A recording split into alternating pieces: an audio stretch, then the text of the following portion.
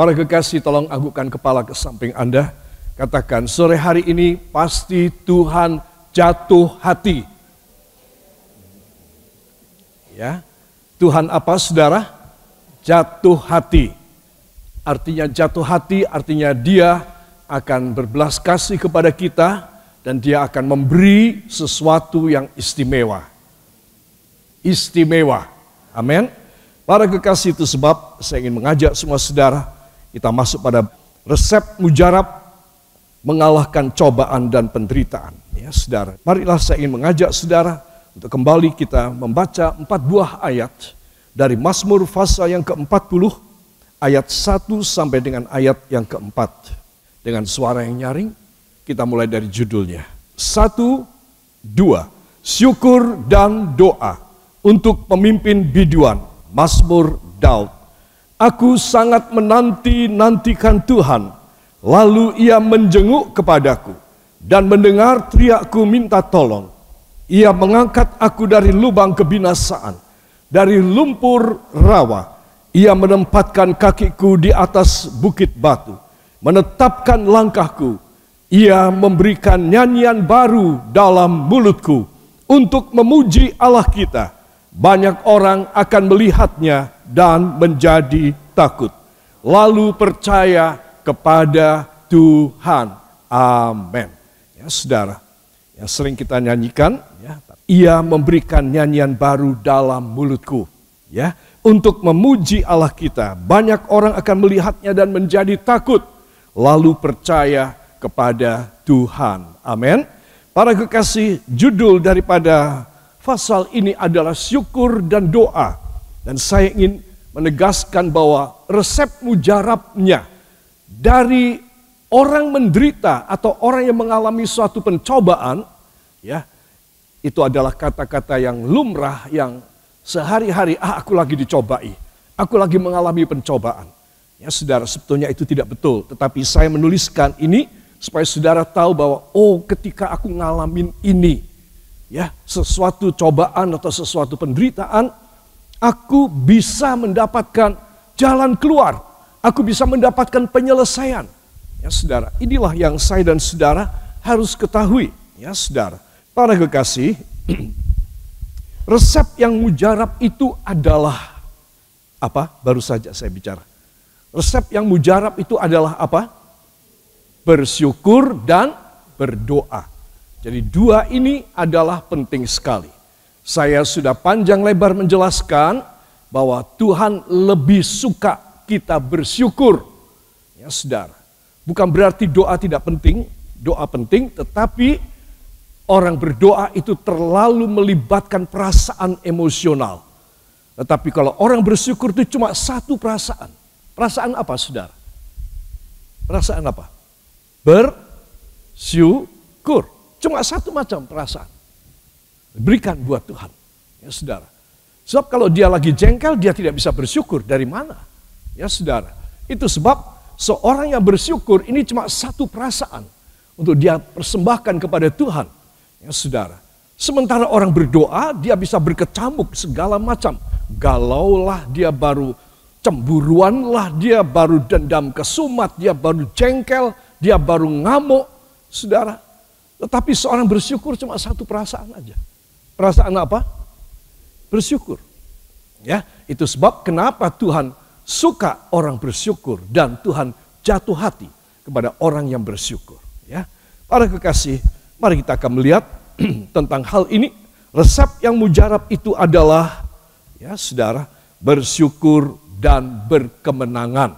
Ya saudara, kenapa orang bersyukur itu bahkan dia melebihi orang berdoa, sehingga hasilnya adalah kemenangan. Hasilnya adalah sesuatu perubahan yang luar biasa ketika Tuhan melihat tangannya dinaikkan ke atas, suaranya bersyukur, hatinya terbuka buat Tuhan. Mungkin dia sedang dalam keadaan pencobaan atau penderitaan. Tetapi ketika dia mengangkat tangan dan dia bersyukur, dengan air mata barangkali, Tuhan jatuh hati kepada dia. Ya, saudara. Nah, inilah rahasia yang mujarab daripada orang-orang yang mengerti tentang bagaimana menjatuhkan hati Tuhan. Bila saudara sudah lama berdoa, namun belum dikabulkan dan belum dijawab, saudara harus pakai cara ini. Ya, saya mau tanya, ini sudah yang keempat ya, pelajaran ini. Apakah saudara di rumah 2 minggu dan seminggu yang lalu itu melakukan bersyukur apa tidak? Melakukan apa tidak? Kalau saudara melakukan, pasti hasilnya beda. Amin. Tetapi kalau saudara dalam keadaan sulit, dalam keadaan pencobaan, dalam keadaan penderitaan, saudara hanya bisa berdoa saja, mungkin sampai lama Tuhan baru jawab. Ya, itu sebab mulai dari pelajaran ini, mulai malam ini, besok dan seterusnya, cobalah mengangkat tangan dengan bersyukur saja. Ya, saudara.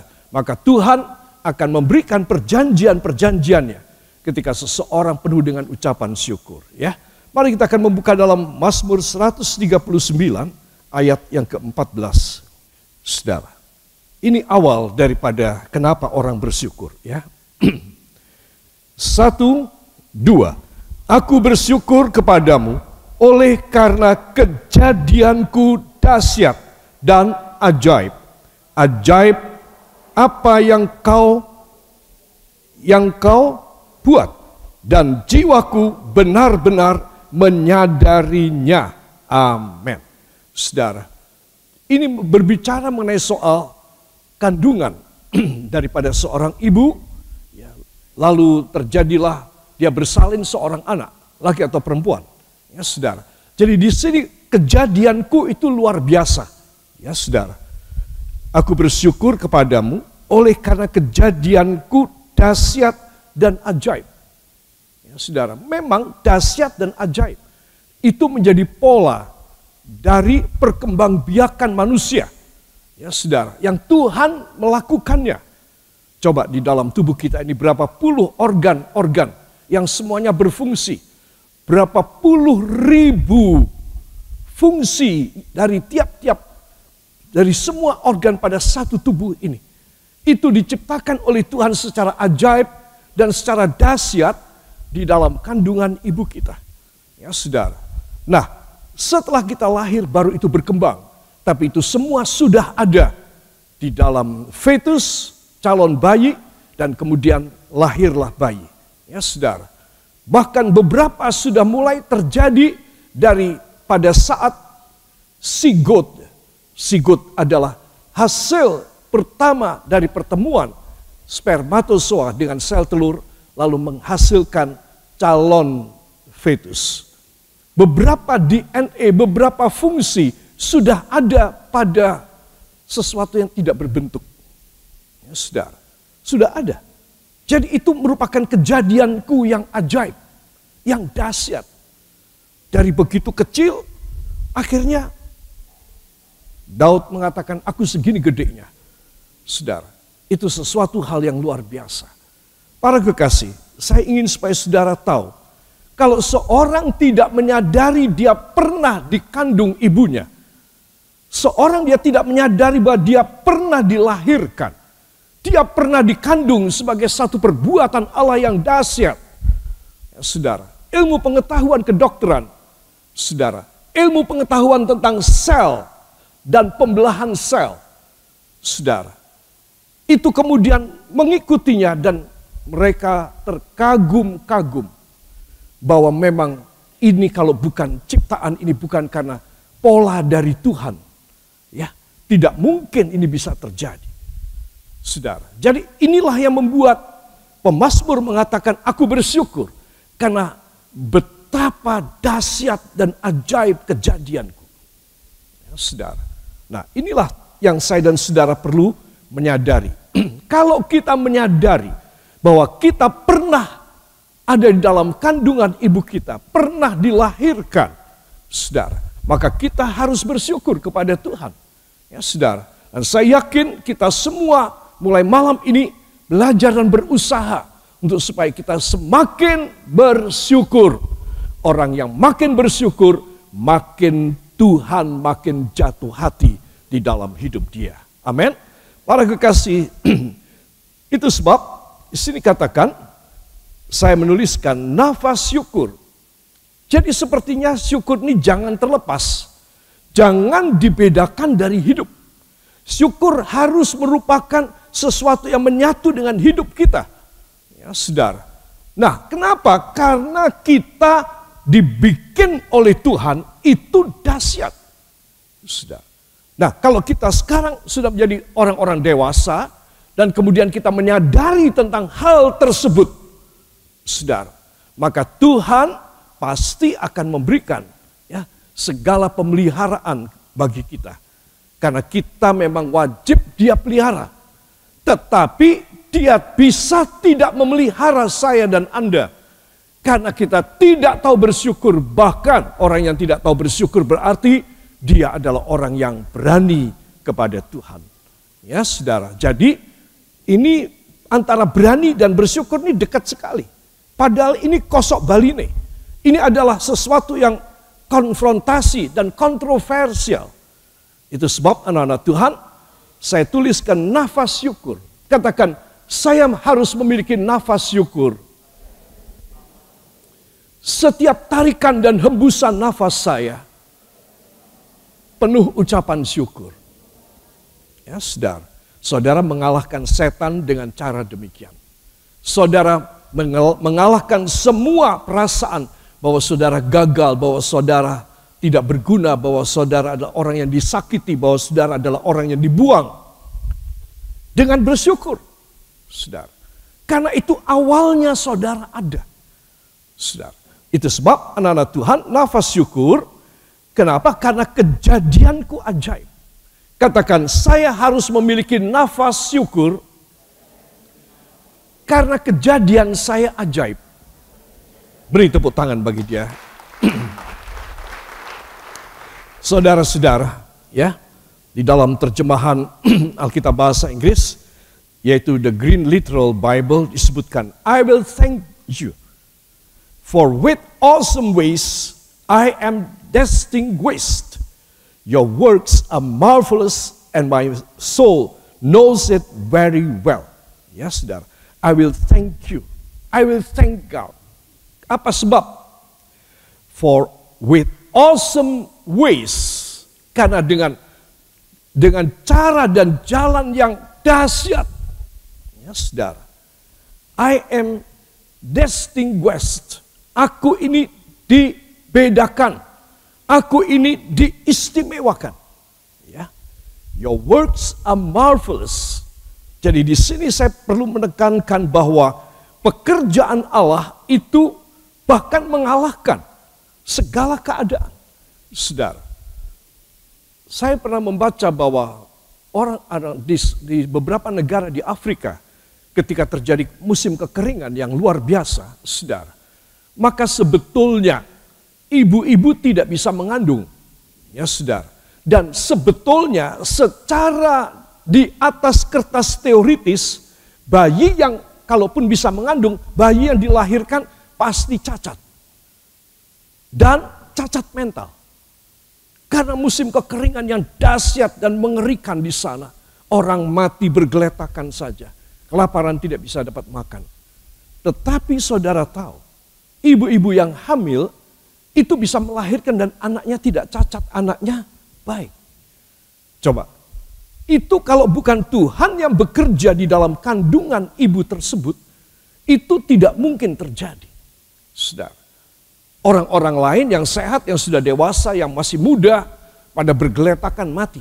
Saudara, tinggal tulang dibungkus kulit saja. Tetapi ibu yang mengandung bisa bersalin dengan normal, melahirkan anak yang normal. Saudara, dari mana kalau tidak ajaib? Saudara, tidak usah berbicara tentang orang Kristen. Segala agama, segala kepercayaan. Saudara, itu sebab saya perlu menegaskan pada saudara. Kata-kata, for with awesome ways I am distinguished. Itu artinya dengan cara yang ajaib. Aku ini istimewa memang. Aku ini dijadikan istimewa memangnya. Cara yang ajaib, bukan cara kebetulan. Kalau kebetulan itu 1 di antara 10 atau 1 di antara 1000. Tetapi aku luar biasa. Dan semua orang mengalami keajaiban, kedahsyatan dari Tuhan. Kalau orang menyadari tentang hal ini, dia pasti bisa bersyukur. Itu sebab kenapa pemazmur dengan ilham Roh Kudus menuliskan mengenai soal proses terjadinya bayi dalam kandungan 9 bulan 10 hari dan dilahirkan, saudara. Karena ilham Roh memberitahu kepada pemazmur bahwa ini loh kejadiannya.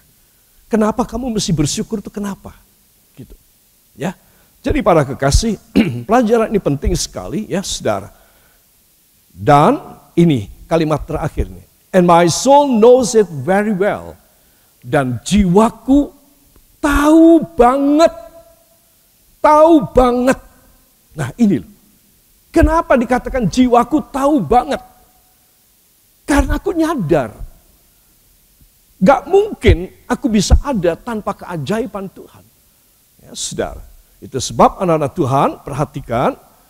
Tidak ada alasan seseorang tidak bersyukur. Karena dia pernah dikandung dan dia pernah dilahirkan. Kan? Amin. Ya. Itu sebab kita semua harus sadar tentang hal itu. Beri kemuliaan yang baik bagi dia. Saudara, mengapa bersyukur? Saudara, di dalam Roma pasal yang ke-9, mohon dibuka. Ayat yang ke-9, 15 dan 28. Kita mulai dengan ayat yang ke-9. 1, 2. Sebab firman ini mengandung janji. Pada waktu seperti inilah aku akan datang. Dan Sarah akan mempunyai seorang anak laki-laki. 15. Sebab ia berfirman kepada Musa, aku akan menaruh belas kasihan. Kepada siapa aku mau menaruh belas kasihan? 28. Sebab apa yang telah difirmankannya akan dilakukan Tuhan di atas bumi sempurna dan segera. Ya, amin.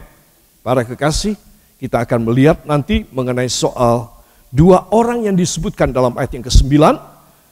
Sebab firman ini mengandung janji. Mengandung janji. Firman ini mengandung apa? Janji. Ya. Lalu dijelaskan oleh Rasul Paulus kepada jemaat orang-orang di Roma, pada waktu seperti inilah aku akan datang. Ya, itu firman dari Tuhan kepada siapa? Kepada Bapak Abraham. Ya, pada waktu seperti inilah aku akan datang. Peristiwanya adalah, saya jelaskan sekilas, pada hari yang panas terik, kata kitab Kejadian. Abraham itu duduk di luar tenda untuk cari angin. Dan kemudian dia seperti agak mimpi, dia melihat bayangan 3 pria. Wah, semakin lama kelihatan wajahnya gagah, cakep, 3 orang berjalan tegap menuju mau melewati rumah dia. Saudara. Dan intuisi, perasaan batin daripada Abraham itu peka sekali. Ya, saudara. Mungkin kalau kita tidak anggap itu bahwa 3 pria ini adalah Allah. Tapi Abraham menganggap 3 pria ini Allah. Karena luar biasa. Saudara. Itu sebab dia langsung berdiri dari duduknya dan dia menghadang 3 pria ini di tengah jalan dan sembah di kaki mereka dan berkata, Tuan, kalau Tuan memberikan belas kasih, tolong singgah sebentar di depan kemah hamba. Biarkan hamba mengambilkan air untuk minum dan mencuci kaki Tuan. Saudara. Dan saya tidak tahu, ini orang tua cepat sekali berpikir. Ya. Seorang yang kalau pada tatanan kita secara tingkatan kecerdasan, Abraham ini pasti dia termasuk salah satu orang yang cerdas sekali. Dia dengan cepat menangkap ini Allah. Jadi aku harus stop, aku harus gimana caranya, aku harus bawa pada kemahku. Karena ada permintaanku yang belum dikabulkan. Tuh lihat, cepat sekali ini orang. Ya saudara, itu sebab dia menghadang dan dia minta supaya 3 pria ini berhenti. Ya saudara, pada waktu itu dia mendirikan kemahnya di hutan jati Mamre. Jadi hutan itu semua pohon jati. Dan namanya adalah Mamre. Jadi kalau saudara jualan kayu jati, saya anjurkan pakai nama toko Mamre. Ya, karena itu adalah dalam kitab Kejadian tempat jati-jati terbaik. Ya, saudara. Dan kemudian setelah selesai, dia tidak memberikan air minum. Dia memberikan air, susu, dia menyembelih anak lembu yang paling tambun dan paling empuk dagingnya. Dan istrinya disuruh bikin roti yang dengan tepung yang paling bagus. Rupanya ini ada tepung yang hanya khusus untuk tamu-tamu yang istimewa. Mereka sendiri makan tepung yang biasa. Saudara, dan disajikan. Saudara, sehingga 3 orang ini kemudian memberikan janji. Apa saudara? Memberikan apa? Janji. Ya, katakan, sehingga Allah memberikan janji. Saudara, ini poin saudara pegang ya. Kenapa aku membaca Alkitab? Ini sudah janji. Tetapi sepertinya aku pribadi tidak menerima janji. Abraham punya firman. Abraham kenal dengan Tuhan Allah, Yehova.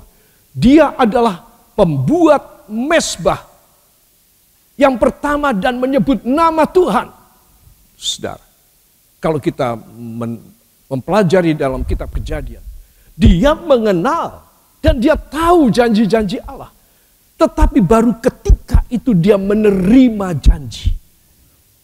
Ya saudara, jadi kita mengetahui janji Allah banyak dalam kitab Alkitab saudara, di dalam gadget saudara.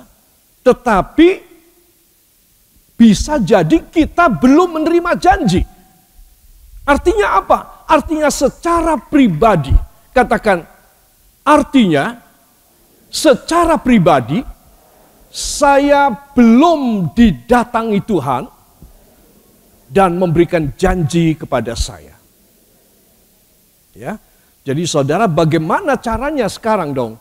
Bagaimana saya dan saudara mengambil hati Tuhan sehingga janji ini bukan hanya bisa kita baca, tetapi janji ini akan menjadi kenyataan yang disebutkan dalam ayat 28 Roma pasal yang ke-9, apa yang telah difirmankan Tuhan di atas bumi akan dilakukannya sempurna dan segera. Nah ini, terus inilah sempurna dan segera, inilah yang sudah dikerjakan oleh Allah karena Abraham menerima janji.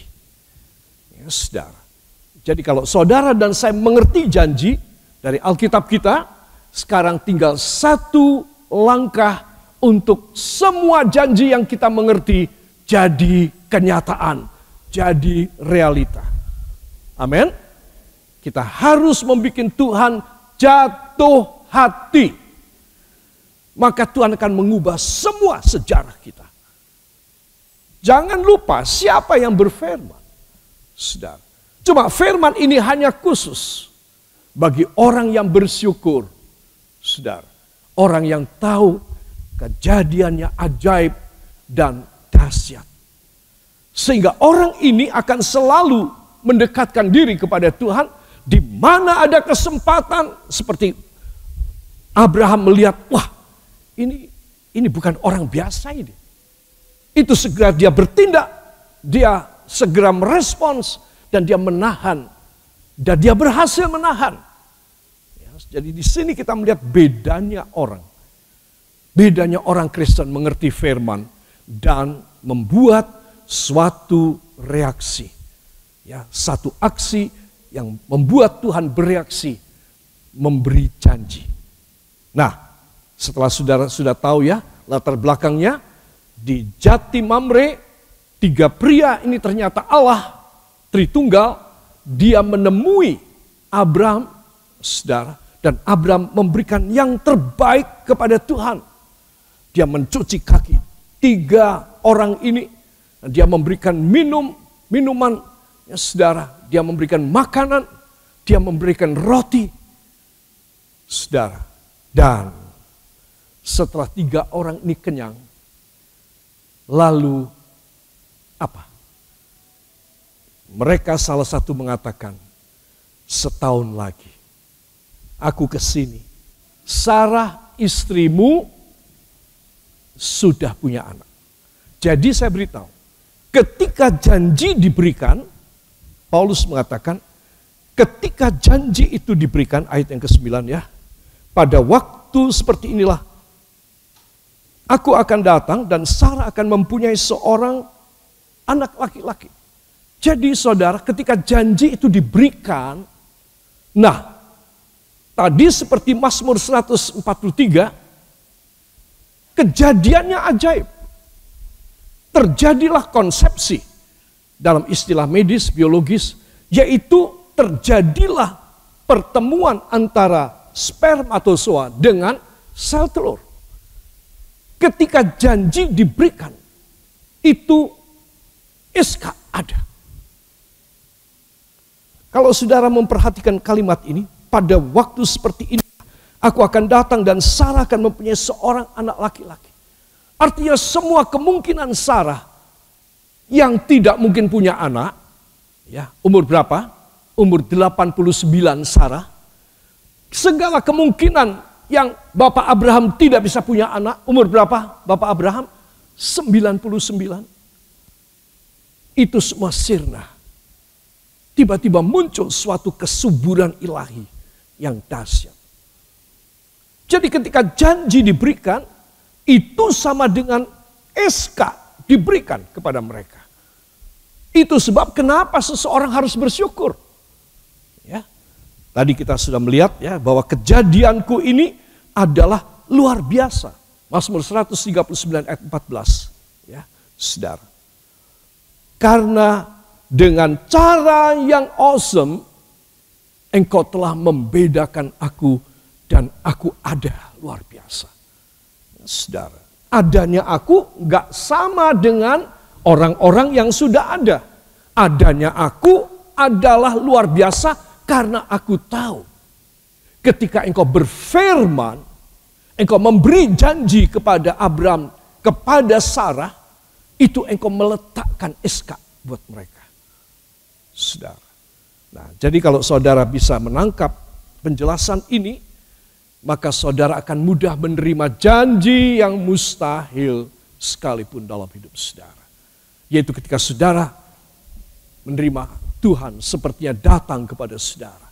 Dan saudara menstop dia untuk tidak melewati saudara, tapi berhenti kepada saudara. Ya, saudara. Di sini kita melihat bahwa orang yang punya nafas syukur, memang dia dekat dengan realisasi perjanjian-perjanjian Allah. Tetapi seorang yang tidak tahu bersyukur, maka dia jauh, walaupun dia barangkali hafal, dia bisa berkhotbah seperti saya, tapi dia bisa tidak menerima yang banyak, barangkali pasti sedikit, seperti burung di udara, seperti bunga rumput di padang, pasti sedikit terimanya. Tapi seorang yang bisa menghayati akan segala rencana Allah. Lalu kalau aku sudah ada ini, aku sudah dilahirkan, sudah dewasa ini, aku untuk apa? Nah ini saudara. Jadi saudara mesti tahu bahwa saudara harus menyadari. Sebab disebutkan, and my soul knows it very well. Dan jiwaku ngerti banget akan hal itu. Ini loh. Kalau saudara punya jiwa sadar dan ngerti tentang rencana Allah, maka pastilah saudara akan menjadi satu orang yang mudah diberi dan saudara menerima janji Allah secara pribadi. Amin. Saudara, maka jaminan pemberian janji tidak jauh dan tidak lama bagi kita. Katakan, tidak jauh dan tidak lama bagi saya. Janji pasti nyata. Amin.